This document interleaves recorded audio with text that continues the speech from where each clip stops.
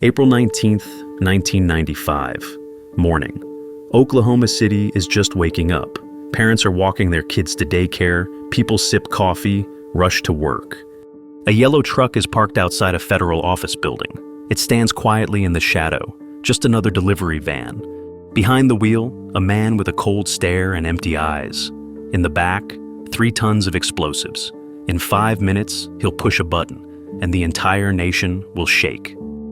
This is the story of the deadliest act of domestic terrorism in U.S. history, before 9/11. The story of how one man declared war on the government and became one of America's most infamous terrorists.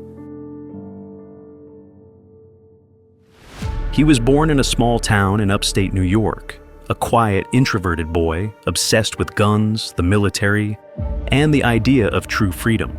His name was Timothy McVeigh, and for a time, he believed in the state. He joined the army, served in the Gulf War, earned medals, and dreamed of becoming a Special Forces soldier. He wanted to fight for his country, but something changed after his service. When he came home, he saw a different America.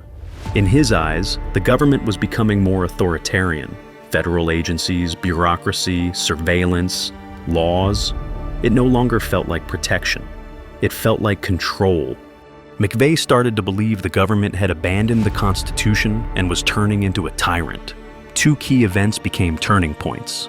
In August 1992, in Ruby Ridge, Idaho, FBI agents and U.S. Marshals surrounded the home of Randy Weaver, a former soldier accused of illegally possessing firearms. During a standoff, they shot and killed his 14-year-old son. Then, a sniper shot his wife, right at the front door, while she held a baby in her arms. For McVeigh, it was a shock. He saw it as the U.S. government murdering its own citizens. Less than a year later, in April 1993, came another tragedy, the siege of a religious compound in Waco, Texas. Federal agents stormed the farm of the Branch Davidians, led by David Koresh. After a 51-day standoff, the government used tear gas and armored vehicles. The result? 76 people dead, including more than 20 children. The compound burned to the ground. McVeigh went to Waco during the standoff. He stood by the roadside holding a handmade sign, "Stop the murderers." He handed out leaflets accusing the government of crimes against its own people, comparing the FBI to the Gestapo and America to a police state. To him, it wasn't just a law enforcement failure, it was war, and someone, he thought, had to respond. Someone had to make the state pay for Waco and Ruby Ridge. He decided that someone would be him. First, McVeigh picked a date, April 19th, the anniversary of the end of the Waco siege, and also the date of the first battle of the American Revolution in 1775. It had to be symbolic, a strike against the government on the day he believed it had betrayed its people. Then came the target. He scouted multiple federal buildings, in Dallas, Houston, Kansas City. He visited them in person, studied access points, security, infrastructure, crowd density. Eventually, he chose the Alfred P. Murrah Federal Building in Oklahoma City. It housed regional offices of the FBI, ATF, Social Security, and federal court. The parking lot had no barriers. You could drive right up to the front, and Oklahoma City had far less security than larger cities. This wasn't just a physical target, it was symbolic. The preparation began. It lasted from November 1994 to April 1995, 5 months of logistics, chemicals, and criminal discipline. McVeigh recruited Terry Nichols, a former Army buddy who shared his anti-government views. Nichols helped gather supplies, store components, and transport materials to staging locations. The core of the bomb was ANFO, a mixture of ammonium nitrate and diesel fuel. Cheap, simple, and devastating. They bought over 2 tons of ammonium nitrate in small batches, claiming it was for farming. Nichols said he ran a farm. The diesel was bought at gas stations, gallon by gallon. They gathered barrels, containers, wires, clock timers, detonators, all purchased separately to avoid suspicion. Some items were stolen. Nichols even robbed a quarry to get commercial blasting caps. They needed a quiet, isolated place to assemble the bomb. They rented a shed on a remote farm near Harrington, Kansas. An old warehouse, no neighbors, and a dirt road. That's where they stored the materials and began mixing. Inside the shed, they poured diesel into barrels, dumped in the ammonium nitrate, stirred the mix with wooden sticks, and loaded 55-gallon drums, each weighing 70 to 80 liters. Installed detonators, wires, timers. On April 17, 1995, McVeigh rented a yellow Ryder truck under a fake name, Robert Kling. Paid in cash, said he was hauling building supplies. The next day, April 18th, he drove it to the shed.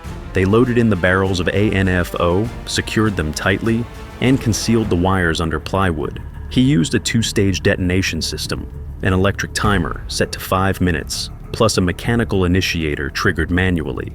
That night, McVeigh checked into a cheap motel on the outskirts of town. He left behind a letter, copies of ideological manifestos, and even instructions on how to spread his message in case he died. And at that moment, he had no idea what his actions would unleash. April 19th, 1995, 5 a.m. Timothy McVeigh wakes up, shaves, dresses in military gear. He gets into the truck. In the back, nearly 3 tons of homemade explosives, powerful enough to destroy a building. In his mind, a sense of mission. He believed this was his personal war. April 19th, 1995. Morning. Oklahoma City begins another day. People head to work. Some drop off their kids at daycare, located inside the federal building. At the same time, Timothy McVeigh sits behind the wheel of the Ryder truck, loaded with 3 tons of ANFO. His face is calm, no hesitation. In his pocket, anti-government manifestos, a driver's license under the name Robert Kling, and a loaded revolver. 8:57 a.m. He pulls up in front of the Alfred P. Murrah Building, parks the truck just feet from the main entrance, sets the timer for 5 minutes, steps out of the truck, and walks away toward a second car parked nearby. 9:02 a.m. The bomb explodes. It is the most powerful attack ever carried out by a single individual in U.S. history. The blast had the force of approximately 2,300 kilograms of TNT. The entire front of the 9-story building collapsed instantly. 168 people died. 19 of them were children. Over 680 were injured. The shockwave damaged 325 surrounding buildings. First responders, firefighters, police, paramedics worked for hours, digging through rubble. They pulled out survivors and bodies. Even an infant's corpse was found crushed beneath a slab of concrete in the daycare center. Every U.S. news station interrupted their broadcast.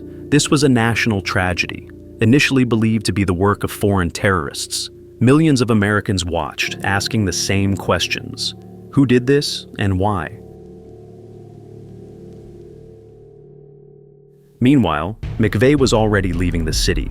He got into the getaway car and drove north toward Kansas. His plan, reach a safe house, go into hiding, and escape. But then, a small mistake. 10:17 a.m. Less than 2 hours after the bombing, a state trooper pulls him over on the highway for driving without a license plate. The officer finds a loaded pistol during the stop without a permit. That was enough to arrest him. He was taken to a county jail in Perry, Oklahoma. No one knew yet, they had just arrested the man behind the bombing. McVeigh remained calm, didn't resist, didn't speak much. He expected to post bail and disappear, but the FBI already had leads. A piece of the Ryder truck had a visible serial number. The rental agreement led agents to the name Robert Kling. A clerk at the truck rental place identified McVeigh from a sketch. His personal belongings contained receipts for chemicals. And most importantly, in his motel room, investigators found anti-government texts, bomb schematics, and radical manifestos. Within 48 hours of the explosion, Timothy McVeigh was charged with committing a terrorist attack against the U.S. government. When the charges were read aloud, he showed no emotion, no remorse, just a nod. Timothy McVeigh, a veteran, a citizen, a white American radical, had become the deadliest domestic terrorist in U.S. history. His trial began in April 1997, 2 years after the bombing. It was one of the most high-profile trials in American history. The hearings were moved from Oklahoma to Denver to avoid public pressure. McVeigh admitted to the bombing, but didn't see himself as a criminal. In his mind, it wasn't murder, it was justice, a response to Waco, to Ruby Ridge, to the betrayal of the Constitution. His lawyers tried to argue procedural errors, unreliable witnesses, even hinted at conspiracies, but it didn't matter. The evidence was overwhelming. Witnesses, documents, chemical receipts, drawings, and personal manifesto. In one handwritten note, McVeigh had written, "The government had its Waco, now they have their Oklahoma City." Victims testified in court, parents of dead children, doctors, rescue workers. They cried while speaking, showed photos of burned toys, shattered bodies, smiling children who never came home. McVeigh sat expressionless, unmoved. After 25 days of testimony on June 4, 1997, the jury returned a verdict: guilty on all counts and sentenced to death. On June 11, 2001, at a federal prison in Terre Haute, Indiana, Timothy McVeigh was executed by lethal injection. It was the first federal execution in the U.S. since 1963. The last image of him, calm, cold, with the same vacant stare. He refused a priest, offered no apology, and said no final words.